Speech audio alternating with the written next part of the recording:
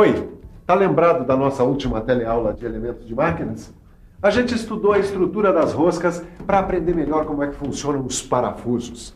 Agora, na teleaula de hoje, a gente vai seguir em frente. A gente vai apertar um pouquinho mais o nosso estudo sobre parafusos. Vamos nessa?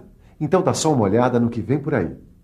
Você vai aprender quais são as partes básicas de um parafuso e vai conhecer os 4 grandes grupos em que a gente divide esses elementos de fixação: os parafusos passantes, os parafusos não passantes, os parafusos de pressão e ainda os parafusos prisioneiros. Mas para começar, é bom saber se você se lembra do seguinte: qual é a função de um parafuso? Em que situações a gente usa esses elementos de fixação tão comuns e tão importantes no universo da mecânica? Tá lembrado?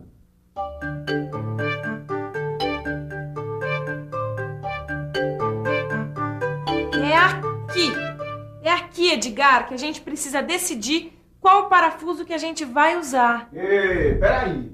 Mas você sabe definir precisamente em que situação a gente usa ou não usa um parafuso como elemento de fixação? Claro que eu sei. A gente usa um parafuso quando a gente quer fazer uma união não permanente. Quer dizer, quando as peças que a gente vai unir, elas precisam ser montadas e desmontadas. É aí que entra o parafuso, tá certo? E como a gente já estudou o funcionamento das roscas dos parafusos, fica tudo muito mais fácil. Peraí, que é aí que a porca torce o rabo, hein? A gente já estudou os vários tipos de roscas, mas a gente ainda não estudou os vários tipos de parafusos, certo? Isso é verdade. Aham, o quê? Olha, eu estou dizendo que a gente tem que estudar os vários tipos de parafuso, certo? A gente tem que conhecer a sua finalidade, ou seja, a função que cada um deles vai ter no uso, certo? Bom, você sabe que eu estava lendo aqui esse catálogo? Eu fiquei até assustada. Tem vários tipos de parafuso.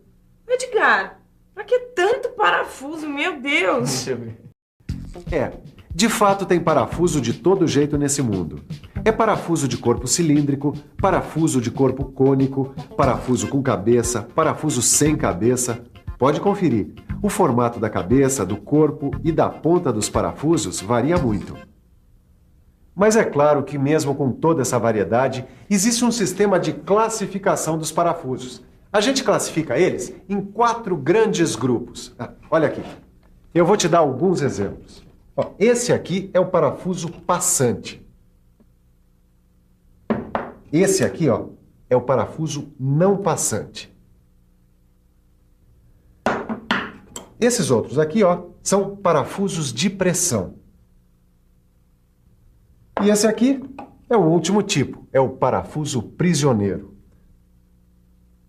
Agora, não vai me perguntar qual é o crime que o parafuso prisioneiro cometeu, porque senão eu paro essa aula aqui mesmo. Vamos estudar direitinho cada um dos 4 grupos, começando pelos parafusos passantes.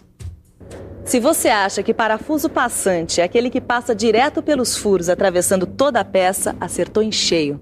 Vamos conferir agora com o professor Roberto do Senai como e quando é usado o parafuso passante. Bom, o parafuso passante atravessa toda a peça. Por isso, ele precisa de uma porca para fixá-lo. E conforme o serviço, ele pode precisar de uma arruela também. Mas o parafuso passante é necessariamente com cabeça ou existe também o parafuso passante sem cabeça? Existe sem cabeça também. Vamos conhecer agora um outro grupo de parafusos, o grupo dos não passantes. O parafuso não passante, como você já deve estar imaginando, é aquele que não passa pela peça toda. Certo, professor? Certo. E por isso mesmo, o parafuso não passante não precisa de porca. O próprio furo onde a gente introduz esse tipo de parafuso é que deve ser roscado. Observe, esse aqui é um parafuso não passante. Ele entra assim, num furo roscado, compreende? Vamos conhecer agora um outro grupo de parafusos, os parafusos de pressão. O parafuso de pressão, como o próprio nome diz, é fixado por pressão, certo, professor? Certo. A pressão é exercida desse modo, pelas pontas. A ponta do parafuso pressiona a peça a ser fixada. Desse jeito, Agora, o parafuso de pressão é necessariamente com cabeça ou não? Não necessariamente. Existem parafusos de pressão sem cabeça. Olha aqui, Agora é hora de você usar a cabeça para conhecer o último grupo de parafusos, os parafusos prisioneiros. Esses parafusos nunca me escapam. Quer saber por quê? É só lembrar que o parafuso prisioneiro não tem cabeça. Ele tem rosca nas duas extremidades, quer ver? Esse aqui é um parafuso prisioneiro. A gente usa esse tipo de parafuso, sobretudo em situações que exigem montagens e desmontagens frequentes. Porque o uso de outro tipo de parafuso nesses casos pode acabar prejudicando a rosca dos furos. As roscas dos parafusos prisioneiros podem ter passos diferentes e podem também ter sentidos opostos, uma no sentido horário e outra no sentido anti-horário. Para fixar um parafuso prisioneiro na máquina, a gente precisa de uma ferramenta especial, ou a gente pode improvisar a fixação usando duas porcas travadas na extremidade dele. O parafuso prisioneiro, ele permanece fixo no lugar enquanto as outras peças são desmontadas. E o prisioneiro foi o último. Com ele, com o passante, com o não passante e o parafuso de pressão, eu espero que nenhum parafuso escape do seu conhecimento. Tudo bem. Esses grupos são divididos de acordo com a função que os parafusos exercem. Mas aqui não está especificado direitinho a forma da cabeça, a forma do corpo, o tipo de ponta, nem o modo de atarrachamento do parafuso. Tem razão, Neuza. É que a classificação que tem aqui é pela função dos parafusos. Bom, agora a gente vai ver os tipos de parafuso pelas formas da cabeça, do corpo, da ponta e pelo dispositivo de atarrachamento, como que é a Neuzinha. Vamos começar pelas formas de cabeça. Essa é a cabeça sextavada, talvez a mais conhecida de todas. Essa outra é a cabeça quadrada. Tem também o parafuso de cabeça redonda, e um que é bem parecido com ele, o de cabeça abaulada. Tem ainda os de cabeça cilíndrica, os de cabeça escariada e os de cabeça escariada abaulada. Agora vamos conferir os parafusos quanto ao formato do corpo, onde a gente encontra dois tipos de parafusos. Com o formato do corpo, tendo a parte roscada com um diâmetro igual à parte não roscada, e tendo a parte roscada de diâmetro maior que a não roscada. Agora dê uma conferida nos tipos de pontas dos parafusos. Tem a ponta cônica, tem também a ponta arredondada, tem ainda a ponta plana com chanfro e a ponta plana. Bom, só falta conferir os parafusos quanto aos seus dispositivos de atarrachamento. Vamos lá? O dispositivo de atarrachamento de um parafuso pode ser sextavado ou pode ser quadrado. Tem também o sextavado interno, a própria fenda, a fenda cruzada, a borboleta, que você deve conhecer, e o dispositivo de atarrachamento recartilhado, que completa o time. Bom, esse time de partes que você acabou de ver acaba formando os mais variados parafusos.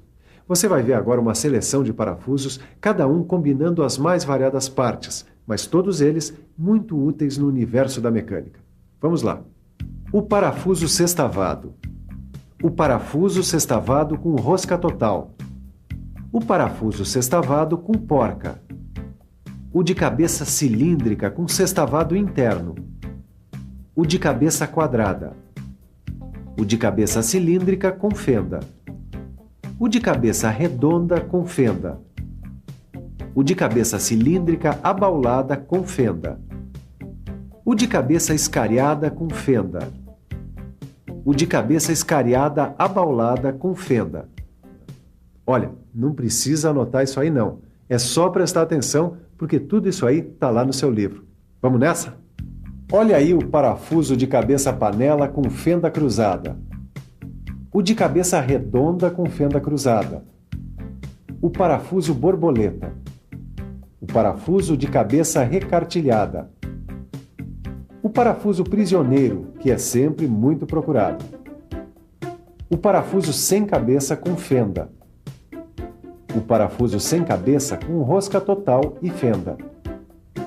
O autoatarrachante de cabeça sextavada.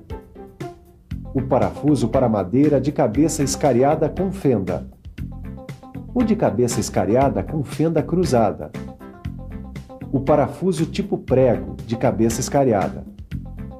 O de cabeça escariada com fenda cruzada. E o de cabeça escariada abaulada com fenda cruzada. E aí, Neuza, já escolheu seus parafusos? Ainda não. Mas eu tô vendo aqui que tem uma coisa muito importante que a gente ainda não estudou, viu, Edgar? E o que é? Os 4 fatores que o profissional precisa levar em conta quando vai unir uma peça com parafuso.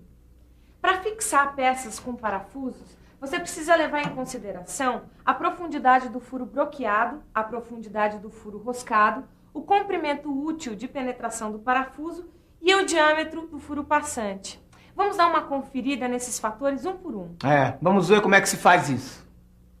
A profundidade do furo broqueado varia conforme o material das peças que você trabalha. Por exemplo, no caso do alumínio, a profundidade pode ser de até 3D, ou seja, 3 vezes o diâmetro do parafuso. Já a profundidade do furo roscado costuma ser um pouco menor. No caso de furo em peça de alumínio, por exemplo, ela vai até 2,5D, quer dizer, 2,5 vezes o tamanho do diâmetro da rosca.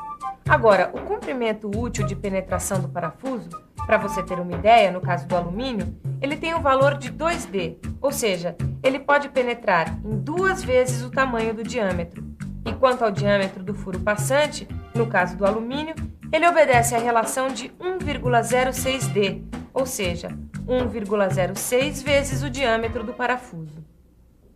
Bom, você viu alguns exemplos em relação ao alumínio, mas no seu livro você vai encontrar a tabela de valores com outros metais, não é, Ed? Além disso, você pode fazer os exercícios e fixar melhor o que você aprendeu na teleaula de hoje. Agora, aperte a memória e se ligue na revisão. E atenção, se liga aí que é hora da revisão. Na nossa teleaula de elementos de máquinas de hoje, você aprendeu que os parafusos se dividem em 4 grandes grupos. O dos parafusos passantes, o grupo dos parafusos não passantes, o grupo dos parafusos de pressão e o grupo dos parafusos prisioneiros. A gente também estudou os tipos de parafuso de acordo com as formas de cabeça, formato do corpo e as pontas de cada parafuso. A gente conferiu também os dispositivos de atarrachamento de um parafuso, assim como os fatores que a gente precisa considerar na hora de prender um parafuso. E viu uma série de parafusos com várias combinações de cabeças, formatos de corpo e pontas. Bom, se você pensa que já sabe tudo sobre parafusos, negativo. Pode tratar de pegar seu livro, dar uma boa estudada e se preparar para a nossa próxima teleaula, porque a gente vai continuar batendo nesse assunto. Os parafusos. Bons estudos e até lá!